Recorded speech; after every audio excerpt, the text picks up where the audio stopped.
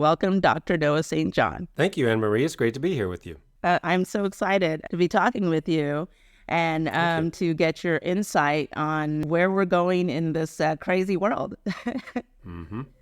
Yes, indeed. Well, here we are. Yes. So before we dive into the questions, I always like to understand how somebody became who they are and why they chose to do the things that they do in life. So why did you choose to focus on mental health? I grew up poor in a rich neighborhood. And I know that's a total cliche, but it's totally true. I grew up in this little town called Kennebunkport, Maine, which is one of the wealthiest communities in New England. But my family was dirt poor. And I mean that literally because we lived at the bottom of a dirt road in a drafty, unfinished house that my parents ended up losing to foreclosure when I was just 15 years old. So from a very young age, I was painfully exposed to the gap, the chasm, between the haves and the have-nots. The haves was everyone else in the community, and the have-nots was my family. And you hear these speakers all the time, like a motivational speaker. They get on stage and they'll say things like, well, we were poor, but we were happy. We didn't know we were poor. Well, in my family, we freaking knew we were poor because my mother, bless her heart, reminded us every day that we were poor and miserable. So no, it wasn't happy. It sucked. And so from a very young age, I hated being poor. I hated that life of poverty, fear, lack, not enoughness. That's what I grew up with. But I saw that right down the street, there's great wealth and abundance. So I said, how the heck do I get from here to there? Now, of course, there was no internet back then. There was no coaches or mentors or anything like that. So I did the only thing I could think of to do, which is I went to the library and I read every book in the self-help section. I just went to the self-help success section. I read every book, all the classics, Dale Carnegie, Napoleon Hill, Stephen Covey, and I really, really tried to apply them. I read every book and I tried to apply them. The problem was, as hard as I worked, as hard as I tried, I just couldn't get it to work. So at the age of 25, I decided to commit suicide because I was so, just frustrated and depressed, and it just wasn't working. And so at the very last moment, my life was spared, but I didn't know why. And so I realized I've got to find, what am I doing here on this planet? What is my purpose here on the earth? And so I went back to the library, and this time I read every book in the spiritual section and all the spiritual thinkers of our time. And then fast forward 5 years later, I made discoveries, these discoveries and epiphanies that I had, where I realized exactly what was missing in the traditional success literature that I'd spent all those years reading. And so I realized, well, I've got to write my book. And so I wrote my first book. As you mentioned, it was entitled Permission to Succeed. It was published by the Chicken Soup for the Soul publisher in 1999. And now, 24 books later, we've helped our clients add over $3 billion collectively. That means, I help people add 6 and 7 and 8 figures. Companies, teams, organizations, individuals, entrepreneurs from all around the world. And that's really how I got here. Wow. So this is actually the perfect topic for you because when I was doing the introduction and talking about those statistics, especially for young people in the 18 to 25 range, you literally personally experience what the young people are experiencing to the point of thinking of suicide. Mm-hmm. Well, I didn't think about it. I decided to do it. I mean, I went to do it.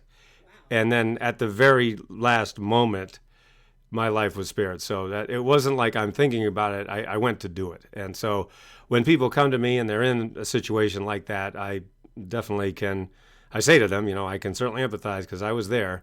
And, I want people to realize that there is hope, that there is a way out, and that they don't have to take that awful step.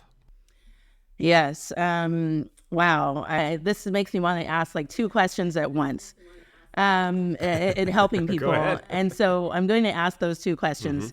I'm going to ask a big one that's going to make you feel that you're on stage for a beauty pageant.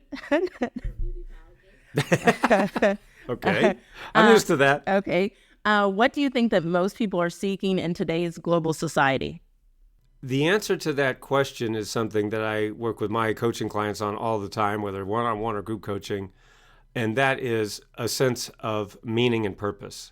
And that is exactly what was missing in my life when I decided to take my own life, because I literally said, what the heck am I doing here, and why bother? That really was what I said. And at that time, I didn't have an answer, and that's why I went to do that. And I think that's what most people are looking for. And keep in mind, keep in mind that, there's a lot of miserable millionaires out there. So it isn't just about money. I talk about money because money is easy to measure. When let's say somebody comes to me, they hire me to coach them, and before they were making X, and now they're making 10X or 20X or more. So it's easy to measure money because you can see before and after. It's kind of like weight loss. Before I was a size this, and now I lost X amount of weight. So that's why we talk about money, just for that simple reason. But it really is much more than money. It is about meaning. And that's what I believe that most people are missing. And when you don't know why you're here on the earth, it really is very hard to go through life. It's very hard to get up in the morning and, go to a job. And most people, as we all know, most people don't like their jobs, or they hate their jobs. And, what am I doing here? And just to get a paycheck, and this sucks. And, that's where all of that mindset starts to just come in, which is very, very understandable. And so, that's a big part of my job, helping people, whether it's my clients or with my keynote speeches or presentations, to really find that meaning. And yes, make money too, don't get me wrong, but really it's about that meaning and purpose that I feel is what most people are searching for.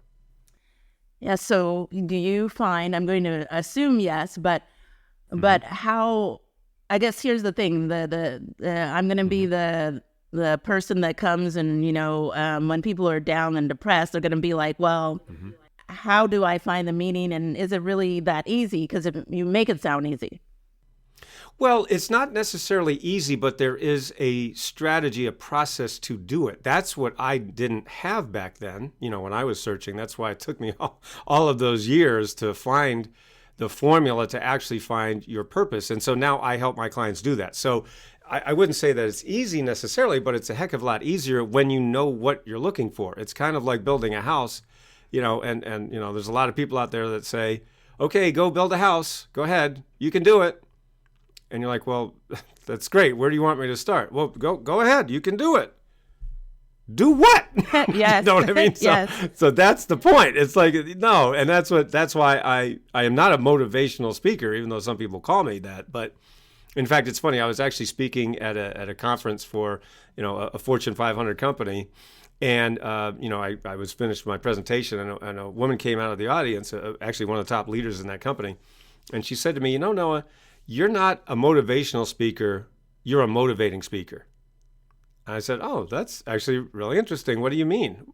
And she said, well, a motivational speaker gets on stage, they tell a bunch of story. And then, you leave that experience. You're like, well, that was great, but what am I supposed to do now? And she said, I took 6 pages of notes while you were speaking, and now I know exactly what to do, and I know where to start, and I know how to do it. So you motivated me, and I thought that was pretty neat. Yes, because I've seen motivational speakers, and you have that high for that moment, and then a few hours later you're like, okay, back to the world. What do you want me to do now? Yes. Right. So what do you find is the biggest barrier holding people back from being their best selves? This is what I've written 24 books about, and it is really this phenomenon that I call head trash. So as I've been teaching it for over 25 years, head trash is the voice in your head that says, I can't do it because ... See, so for everyone listening to this program, I want you to think about your goals for the next 12 months, right? Whatever they might be. They might be in terms of your career, your business, could be in relationships or health, whatever it is. So again, I want to reiterate, it's not just about money, although money's part of it. But, think about, your life goals or your life's mission, what have you. And people say, well, no, I want to make more money. I want to have a happy relationship. I want to lose weight. I want to get in shape, or whatever it might, want to pay off my debts, whatever it might be, right? But here's what happens. People set their goals, but then the very next thing that happens for most people is they say, I probably can't do it. So the problem isn't that they don't set goals. The problem is they set a goal and then they think they can't do it. And see, what happens is we humans have an infinite ability to make ourselves right. So if you are saying, well, no, I really want to make more money, but I don't think I can do it. Well, guess what? You're going to make yourself right. I'll give you an example of this. I was talking with one of my coaching clients, and his name's Charles. And I ask all of my clients this question, whether they're one-on-one or group coaching clients. And I asked him, how much, because he had been reading my books, he'd understood about my philosophy and, what makes my coaching different. And he said, I said to him, how much do you think your head trash is going to cost you over the next 12 months? If we don't get rid of this head trash, if we don't fix this problem, how much do you think it's going to cost you in the next 12 months? Without batting an eye, he said $1 million. He said, Noah, if I don't fix this problem, if I don't get this head trash out, it's easily going to cost me $1 million. And I said to him, I hear this every day. People, I talk to people every day and they say, Noah, my head trash is costing me, $500,000, $1 million or more this year. And so I said to Charles, I said, I tell you what, just give me 10% of that $1 million that you're going to lose if we don't fix this problem. Just give me 10% of that, and I will find you that $1 million in the next 12 months. In other words, if you give me $1 and I give you $10 back, is that a good deal? He goes, well, yeah, that's a good deal. And he said, yeah, let's do it. So he paid me $100,000. That's 10% of $1 million, right? So he paid me $100K to coach him one-on-one for a year. Well, as it turns out, I didn't find him $1 million in the next 12 months. Instead, I found him $1.8 million in just 10 months. So he gave me $1, I gave him $18 back. Is that a good deal? No, that's a great deal. And he actually sent me an email recently. He said, Noah, guess where I am? I'm on a 7-week vacation with my wife. We just bought a new RV with all this money. This is the dream that I've had for years, to buy an RV and travel the country with my wife in this new RV. So we're spending a 7-week vacation, traveling the country. So he said, not only do I have more money than ever, but he said, now I have more time than I've ever had in my life. So that's an example of how, what can happen when you get rid of your head trash. Wow. And, here's the other thing that I have found. Like, I understand what you're saying personally about head trash, but I think, I don't know if sometimes I think people don't realize that how powerful, I guess, they are, and how powerful their mind is, because I think it takes a certain level that you have to get to realize that you have head trash. So I guess what do you think? I guess, how do we get people to that level? Because I believe this is just my own beliefs. Is that I don't know if people are even at the level from a large I'm just taking a large percentage of the global population are at the level to realize that it's them, it's their mind. So how do we get people there? Most people have some awareness that they're holding themselves back. So like using my example many years ago, I knew I was holding myself back from the level of success that I was capable of. But see, at the time, before my books, there really was no help for this. In fact, before my books and my coaching, the treatment for self-sabotage, because that's one of the symptoms of head trash is self-sabotage. That's what everybody calls it. Well, do you know what the treatment was before my books and my training? If you're sabotaging yourself, don't do that. That's it. Oh, thank you. Wow, that's great. I never thought of that, man. That is so helpful. Thank you. It's like saying to someone who has anorexia, well, why don't you just eat? Yeah. Oh, wow. I never thought of that, man. Thanks a lot. You see, so it was so dumb that it never helped anybody. And so what I had to do was I had to go beneath the behavior to what's causing the behavior, and no one else had ever done that before. So that's why, when I wrote my very first book over 25 years ago, I was the first person to understand, wait a minute, these are the causes of self-sabotage. Self-sabotage is a behavior. You can't change behavior at the level of behavior. And so what I want people to realize is, if you're holding yourself back from success, that's a behavior. But you can't just change the behavior just by telling yourself, okay, I won't sabotage myself anymore. I mean, it's not like somebody wakes up in the morning and goes, wow, this looks like a great day. You know what? I think I'm going to hold myself back from success today. That would be insane, right? Nobody has ever said that, because that would be a conscious thought. So what I teach is the power habits of unconsciously successful people. These are all habits at the unconscious level, which very simply means people aren't even aware they're doing it, and therefore that's why they're not able to actually fix the problem. So like, with Charles, that he knew he had a problem. He knew he was holding himself back, especially after reading my books. And he said, but wait a minute, I need some help to get rid of this head trash that's holding me back. And, the results spoke for themselves. Now, that's, I love the fact that you take a deeper dive. I'm going to call it like looking under the hood and looking at, right, exactly. and checking out each of the parts, because, maybe I'm taking the analogy of the car, maybe the car still gets you from, point A to point B, but you could have got there faster, maybe safer, because you maybe don't realize you have an oil leak going on, and, something could happen later on that you could have prevented. And so I love that you start looking at the different pieces, because I think, yes, I just know from just personally growing up, if you were doing something and it wasn't working for you, everybody would just say, just stop it then. Right. And you're like, Thanks. okay, but I can't. No duh. That's the problem. Is like I can't stop it. Exactly. Exactly. And that's what I've been teaching people for a long time, is you can't change behavior at the level of behavior. And I'll give you another example. Like as a keynote speaker, I get to do keynote presentations all around the world, whether live or virtually. And one of the things that I like to do for my audience members to make this point obvious is I say, all right, now everybody stand up. So there might be 100 people, might be 1,000 people in the audience. And I'll say, okay, now everybody stand up and like each other.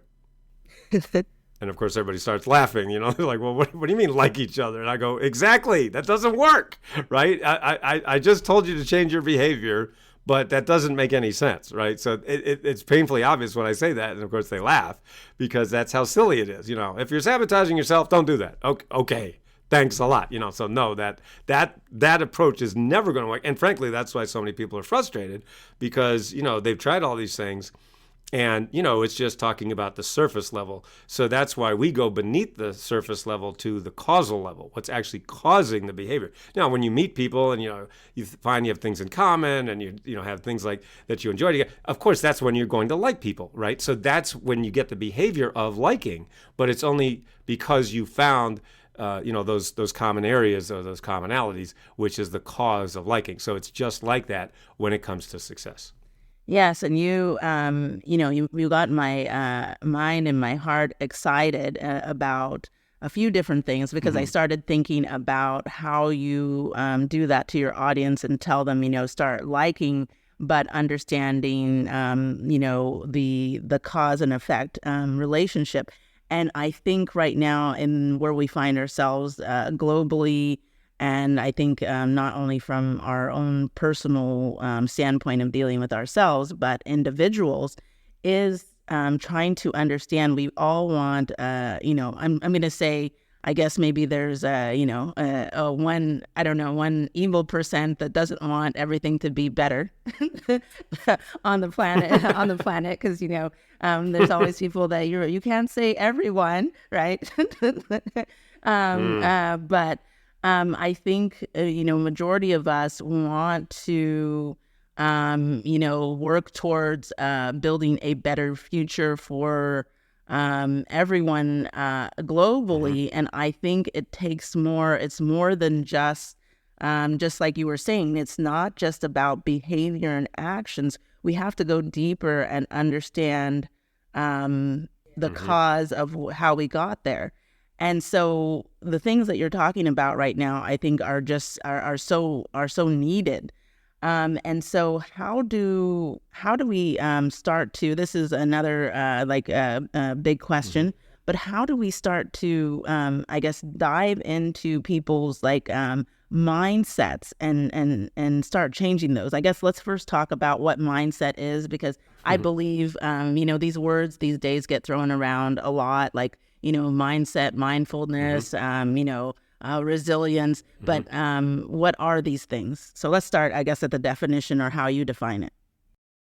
Well, I never use the term mindset, and that makes some people upset because as you said, everybody talks about mindset, and I have been teaching for many years mindset is not enough to create success. It just isn't. I mean, because it's exactly like, well, I'm really positive and I'm feeling great, and you're driving east looking for a sunset. You're just doing the wrong thing. So there's an old phrase, which we all know, actions speak louder than words, but actions speak louder than thoughts. So the person that is taking action is going to beat the person that is thinking positive 9 ways to Sunday, every single time. And so what's ironic about that is that, you see people who really aren't that intelligent, aren't that smart who are making a lot of money and being very successful because they don't think they can't do it. They're not smart enough to think they can't do it. Meanwhile, you got these really smart people who are holding themselves back from success going, oh, no, I don't know if I can do it or not. It's kind of sad, really, but it's frustrating, too. When you see other people who aren't as good as you are and aren't as smart as you are, don't even work as hard as you do, and they're being way more successful than you. You're like, what the heck is going on around here? And sometimes, we really do get in our own way.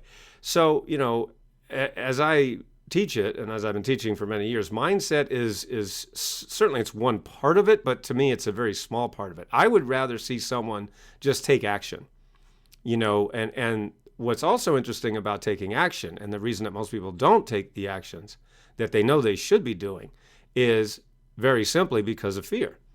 And so a phrase that I use all the time with, both myself and my clients is everything you desire is on the other side of fear. When you think about what fear is a message from yourself to yourself saying, hey, what if doing this causes me more pain than the pain I'm currently feeling? See, everybody, all those motivational speakers, of course, say fear is false evidence appearing real. No, it is not. That's just somebody came up with that and everybody says it. That's not what fear is whatsoever. That's just a clever acronym, but that's no bearing on reality. No. Fear is a message from you to you saying, hey, what if doing this causes me more pain than the pain I'm currently experiencing? And so that's why we don't do things, because we're afraid of them. And so fear is a very natural thing. Everybody feels it. But the point is that highly successful people have learned to face the fear and do it anyway. And that goes back to acting with courage. The word courage comes from the Latin word cor, which means heart. When you're acting with courage, you're acting from your heart, not your head. Your head will always tell you to stop. Your heart says, let's go forward. Let's move. Let's do this. Let's move forward, even though I'm scared. I love that. And I think you hit on a crucial point of what we need to be thinking of globally. And I think you opened my mind that, yes, so we're all afraid of something to some extent. But when we get courage, and perhaps, I don't know, perhaps that's what we are missing in society, and that's why we find ourselves in this, place, is that, because we've been living in a state of fear, and we've been using our minds instead of our hearts, is why that we find that we haven't been able to move forward on a lot of these issues that we just see in a continuous, I'll just say a hamster wheel, right? They never seem to to go anywhere, because we live in that, I always, if you look at the hamsters, they always, their eyes bug out as they're running. They look like, terrified, terrified. And a lot of humans look like that too. Right, yeah. Right. And so, if we are like these hamsters running on this wheel in fear, even though we're just not even going anywhere, how can we expect to level up? And so how do we even, get past any of these issues? And so, one of the reasons I was very excited to have you on our show is that I really believe that in order to change, I guess, being kind of, a little Michael Jackson, you have to start with the man in the mirror. And so we have to do that self awareness. Looking to reach people who believe what you believe? Advertise on the Project Good podcast. Contact us at projectgood.work/podcast. Advertise today.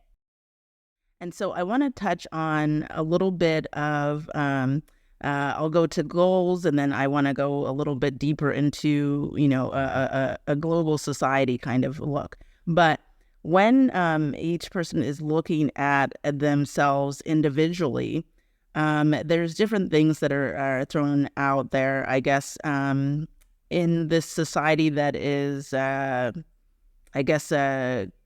changing and blooming in different ways. We find ourselves looking at two things a lot. There's a lot of things about being self-aware, and then there's also this thing about open-mindedness. I know they're two different things I'm throwing at you at the same time, but I think they're important because I think they go together in a way in order to, I guess, build each individual. So I guess let's start with the big thing, I guess, for me is this new push of open-mindedness to everything. How do you think, or do you think, I guess, is there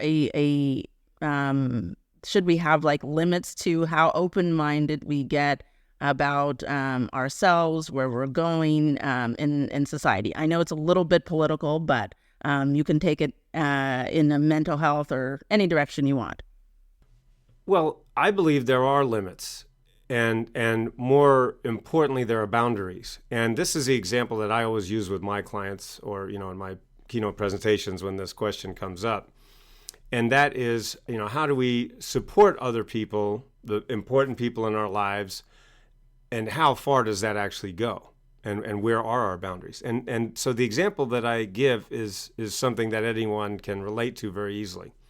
So imagine if you're a parent, let's say you're a mom or dad, and your teenage son or daughter comes home one day and they say, "Hey, Mom, hey, Dad, I just wanted you to know I've decided to embark on a new career, and I'm going to be a meth dealer." Now, would you say, "Oh, that's great, son. Sounds great. All right, would you want some help with that, raincoat?" You would not do that. No mom or dad in their right mind would go, "That sounds great, son." They'd go, "What? Are you nuts? Wait, what the heck is going on?" You would go nuts, right? Because why? Because anyone with standards, anyone with boundaries, anyone with half a brain would go, "Excuse me, no, you don't become a meth dealer." Right? So you see, I use these silly examples to make my points, right? So that anybody can get it. And so the point is that it is not, people talk a lot about open-mindedness, and of course, that's good to be open-minded, but there's got to be a limit. There has to be boundaries, and that is a great example of what I just gave you. And so naturally, that is up to each person to decide where those boundaries are for you. And that reminds me of a great quote that I also use all the time, which is, "I tried the middle of the road once, and I got run over by traffic going in both directions."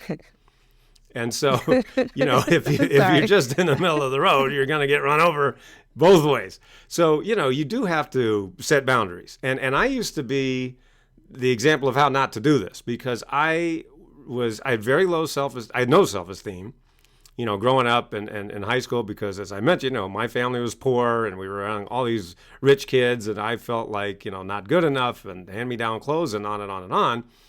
And so, I had no self-esteem.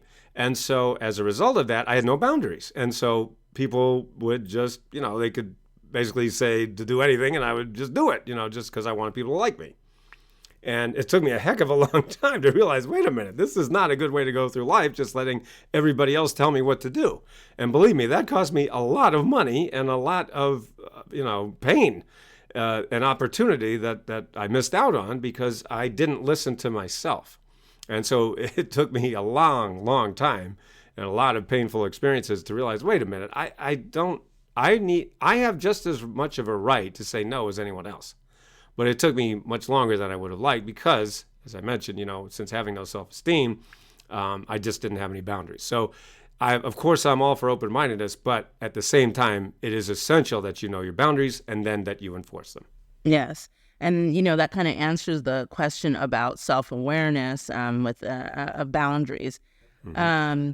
And so one of the things that this applies to then is protecting, I guess, our overall belief systems. And I guess, not to put words in your mouth, but I guess it would be for you boundaries. Is that what you would say of how you would protect belief systems that each individual has? Because that's what we are encountering, I think, right now in the society, or we've been encountering as each year. I feel it's like I feel like the game Jenga. We keep stacking stacking blocks, and it keeps getting higher and higher. And I think that we are like the game is belief systems, and so deciding what you protect and what you let go. I just deducted from what you were saying that your answer would be boundaries. I guess, is that true, or is it a little bit different of how you protect No, I think relationships? that is true. I mean, I believe each of us knows inside what we feel is right and wrong. And the thing about that is you also have to respect other people's beliefs about what they believe is right and wrong. And that is, of course, what we have here in this democratic society. And that can lead to chaos many times. But, I am also a firm believer at the same time that you enforce your boundaries is seek first to understand, then to be understood, what Dr. Covey talked about, Dr. Stephen Covey in the 7 Habits of Highly Effective People.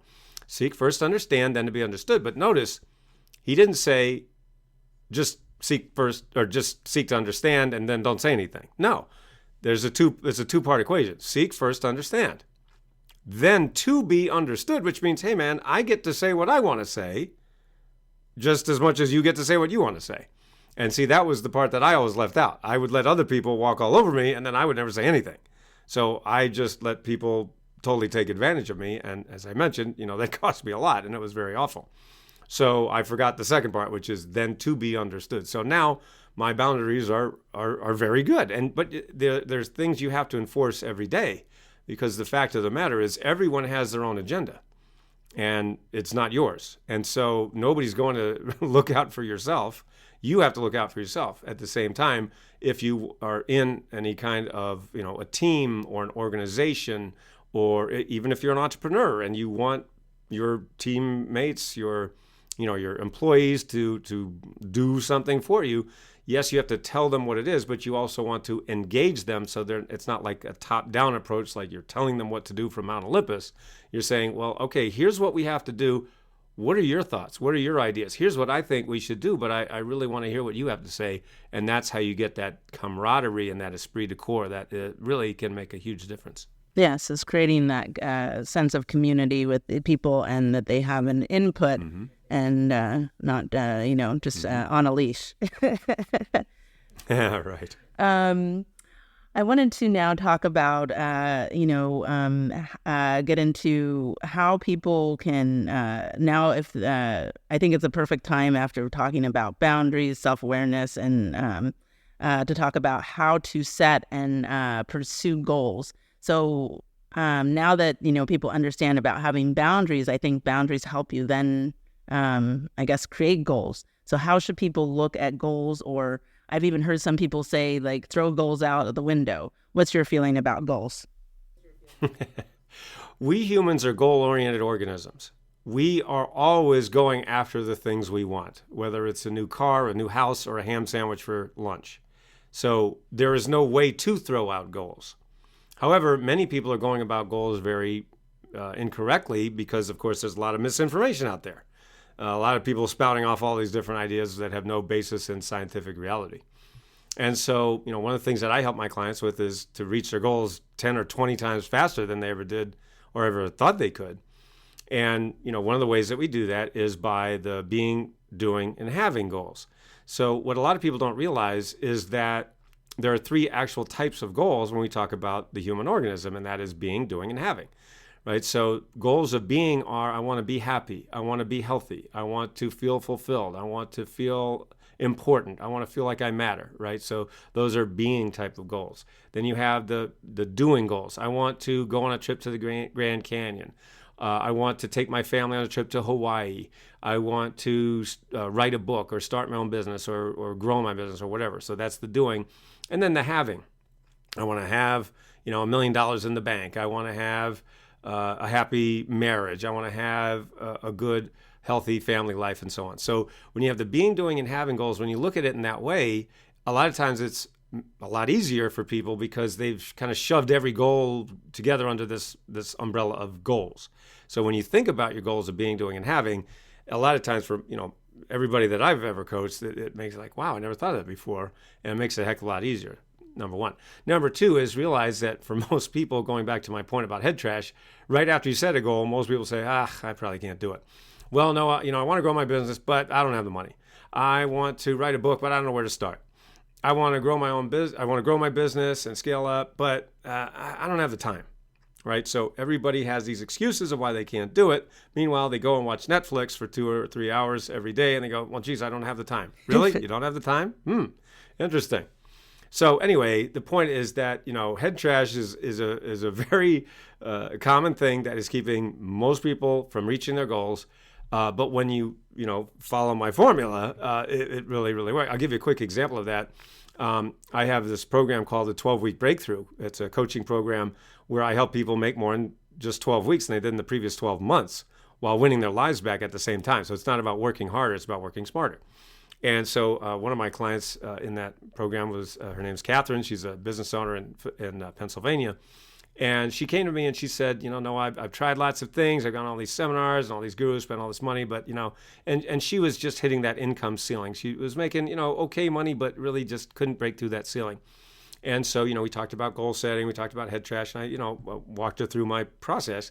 And she sent me an email in week 5 of a 12-week coaching program. In week 5, she sent me an email. She said, Noah, I just raised $185,000 today in private money, and it's because of what you taught me. And she said, I finally believe in myself because you believed in me.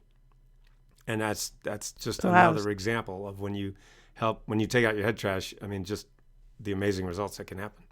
Yeah, no, it's these things are amazing because you just, I think, well, even myself, you just don't realize the barriers that you are creating in your mind, and how much it holds you back, and because everybody always likes to, I think, play the blame game. It's this, it's that. If this was happening, then this would be different. But I guess taking out the trash, clears the way for a new life. I want to talk about what I would say is your signature thing is affirmations versus affirmations. If I and that's with an O, everyone. Affirmations. I want you to explain what the difference is, because I think everybody, you can go on your Instagram or your Facebook and you have these, sayings like, today is just the start of the rest of your life, and you're like, first say it 3 times, and you believe. You hear those things. Right. You hear those things, but does it work? I'm not sure. So I wanted to have you explain what's the difference between affirmations versus affirmations. So everyone who's listening to this program, of course, have heard of affirmations, the old way of doing it, which is a statement of something you want to be true. So one of the ways that I like to demonstrate this in my keynote presentations, I have everybody in my audience stand up and say, all right, everybody. I tell them, all right, we're going to use an affirmation just like the gurus taught us. And everybody say, I am rich. All right, there we go. I am rich. And you know what happens next? Everyone starts laughing. And I go, what are you laughing at? And they go, well, I'm not rich. And I say, but you just said you were. And they go, yeah, but I don't believe it. See, now, isn't that the problem with the old affirmations way? The way we've been taught for decades is, you say these positive statements and you're supposed to believe it someday. Well, for most people, we just don't believe it. In fact, did you know that a scientific study was done on this very topic, and they found that 75%, get this, 75% of people who use the old affirmations technique actually end up more frustrated than before. So imagine if you had a smartphone that didn't work 3 out of the 4 times you went to use it. You'd probably get a new phone, wouldn't you? Well, that's what I invented. I invented a new phone for the mind. And so in 1997, I invented this process called the Afformations method, which is spelled Affformations, Afformations. And you can go to Afformations.com and learn more about my Afformations method. And so an affirmation, or my Afformations method, is rather than saying a statement that you don't believe, you make it into an empowering question, right? So instead of saying, I am rich, I'm happy, I'm good enough. And your brain goes, no, you're not, right? So what we do is we ask an empowering question. Why am I so happy? Why am I enough? And see, when you ask an empowering question, what happens is you engage the embedded presupposition factor of the brain, which is just a fancy way of saying, when you ask a question, your brain searches for the answer. And so that's what I invented many years ago. And my Afformations method is one of the power habits that I teach, part of my power habit system, and one of the ways that I help people make more in just 12 weeks than they made in the previous 12 months while winning their lives back. I'll give you an example. I was talking about my 12-week breakthrough program earlier. Another one of my clients is a business owner in Arizona named Tamisa, and she was a self-described seminar junkie. She was going to all these seminars, and she was doing well. She was making six figures, but she just couldn't break through that income ceiling. No matter how many seminars, how many gurus she went to, she joined my 12-week breakthrough course. In week 2, she tripled her investment in just 2 weeks of coaching with me, and we hadn't even gotten to the money part yet. And that was just as a result of using my Afformations and helping her get rid of her head trash. So, I mean, the results are really, really amazing when you start to afform instead of affirm. Wow. And this is just, and the amazing thing about this, what I was thinking is that, you don't, we all have access to this, right? It's not something that you need to necessarily, you don't have to go run out and get it and take it home with you. It lives within inside you. And so, and right. It just needs to be, ignited or turned on, right? And so just... Well, people just don't know it exists. That's the problem. I discovered Afformations one day in the shower in April 1997. I call it the shower that changed everything. And so, if you've never heard me speak or you never heard of my Afformations method, you just don't know it's in there. And so that was one of my, the aha moments that changed my life when I realized, holy cow, I can just change the questions, change my habits, change my results, and thereby change my life. And that is, yes, anybody can do it, but you have to know how to do it. And again, it's not just like, go build a house. No, you have to understand how to do it. But frankly, you can do this in less than 5 minutes a day. And so you literally, and I have so many stories. I mean, you talk about stories and examples and case studies. I have more than anybody in the industry. When you go to my website, if you go to noahstjohn.com and just click on reviews, you'll see literally hundreds and hundreds of case studies and examples of people who've used my methods and literally just transformed their life. One of my clients literally bought her own island in the Caribbean as a result of my method. So, the stories just go on and on. So, but that's the beauty. That is the beauty of it. Yes, it is right inside of you.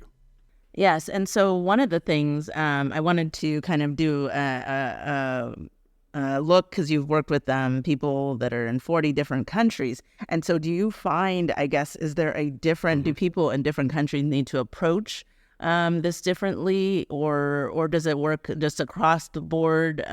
Is there anything that has to be here's the U.S., but if I, go to, Barbados or, I go to Peru, do I have to approach development and how I can make this work for myself differently?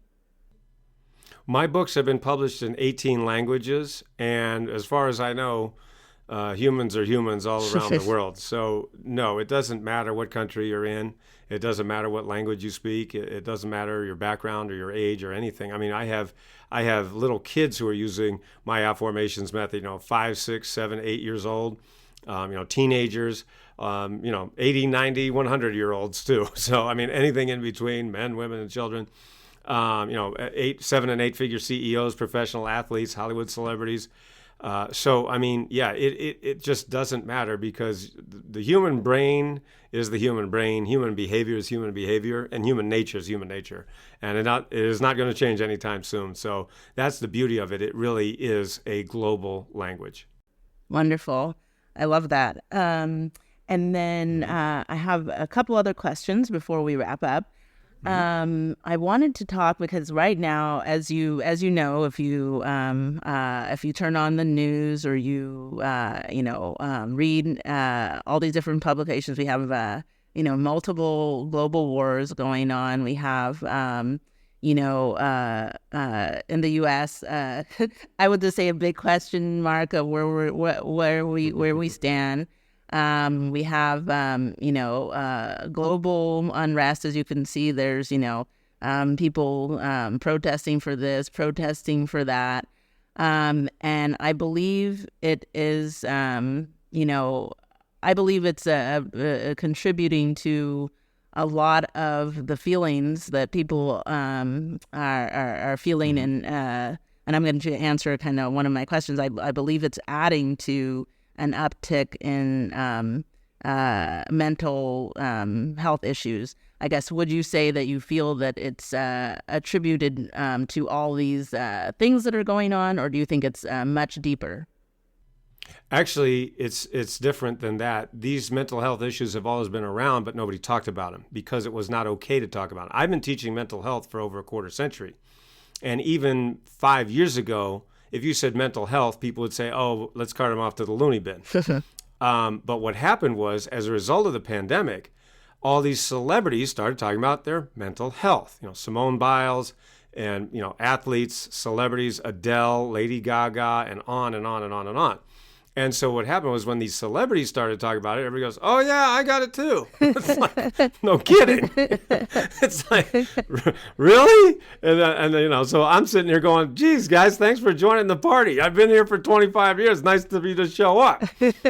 So no. And I mean, of course, but, look, I've been around for a while now. I'm 56 years old. So I remember back in the 70s, it was the energy crisis. Then in the 80s, we were going to be blown to kingdom come. In the 90s, it was I mean, there's always just crises and problems and blah, blah, blah, blah, blah. So it's not that we have more problems now. It's just more people are talking about them. And of course, back then you didn't have social media.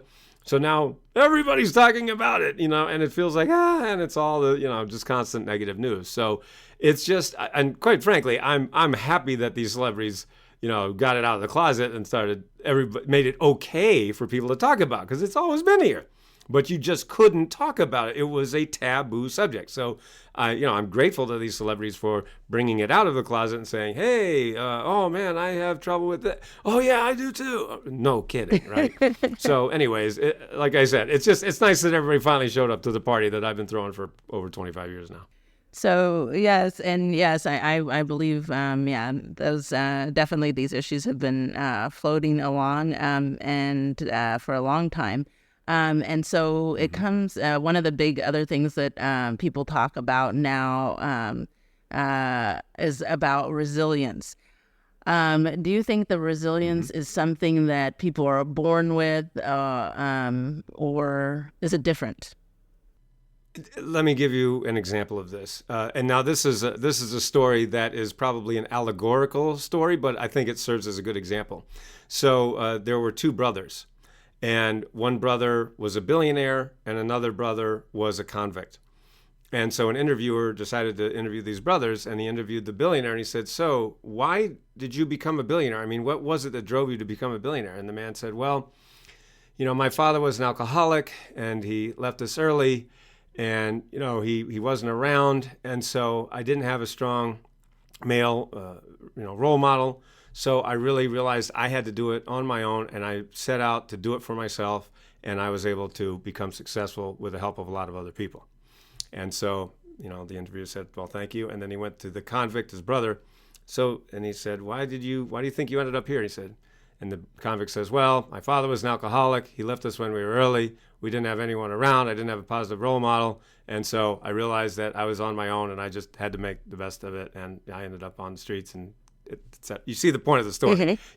So we can all use excuses of saying, oh, my parents did this, or they didn't do that, or this, and I had all these, things against me and blah, blah, blah. But we can also point to people who've had so much worse and, really bad situations, and they went on to great success. So, yeah, resilience, I believe, is inborn, a big, big part of it. But I think it also can be learned. But it's kind of like being funny. You're pretty much either funny or you're not. Yes. I don't think it can be learned. It can be honed, but it's really you really can't teach someone how to be funny. You can hone the skill perhaps, but if you don't have that natural ability, it's not going to happen. Robin Williams doesn't just sort of happen.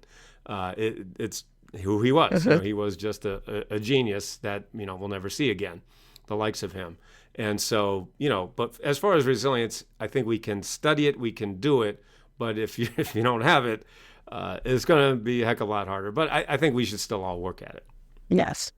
I love that. I love how you explained it, and I think that hopefully gives people a little bit of insight, because I've seen people running around using that word a lot lately.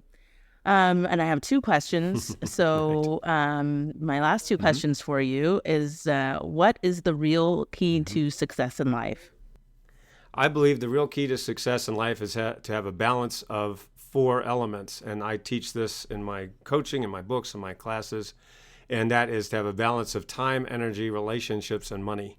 When you have a balance of those four elements, I call it the freedom lifestyle formula. When you have an abundance of time, then you don't feel rushed. When you have an abundance of energy, then you feel good and happy and grateful throughout the day. When you have an abundance of healthy relationships, you feel connected to people. And when you have an abundance of money, it's a heck of a lot easier because you get to make better choices in your life. So I help people with all those things, of course. I help people have more time, more energy, better relationships, and more money. But, I also want people to remember that I came from nothing. And so it's not like I was born knowing any of this stuff. It took me, 30 years more than 30 years of studying this to really come up with these formulas and these methods. So my job is to help people get there, frankly, much faster than I did. And what I always say to my clients is, my pain is your gain. And I really love your personal story, because I always think it makes such a big difference when somebody can start out with nothing and show people that you can overcome this and that, and in so many ways, because it's a I guess what I've I guess learned in life is, like, if you really want to live, the number one thing you must do is you must confront yourself. And I think a lot of people are not willing to confront themselves, so they never feel that they really live. And so if you had to pick one thing that everyone must do to improve their lives in 2024, what would it be? Understand your head trash, understand what it's costing you if you don't take out your head trash, and then do whatever you need to do to take out your head trash. Of course, if you go to our website, we have lots of resources. You can get my book called Get Rid of Your Head Trash About Money. You can get that for free on our website. But of course, we have coaching and mentoring on that, one-on-one and group coaching and online courses. But no matter what you do, you need to understand, if you don't take out your head trash, it's going to cost you. It might be costing you $10,000 a month, $50,000 or $100,000 a month or more. But there is no question, if you don't take out your head trash, you will be holding yourself back from the success you're capable of. So if you want to stop holding yourself back, do what you need to do to take out your head trash. Again, we're here for you. If you want to reach out to us, we're here and we're happy to help. Thank you so much. Thank you, Dr. Noah, for your time and insight. To learn more about Dr. Noah St. John, go to noahstjohn.com, and to get his free new book, sevenfigureexpertbook.com.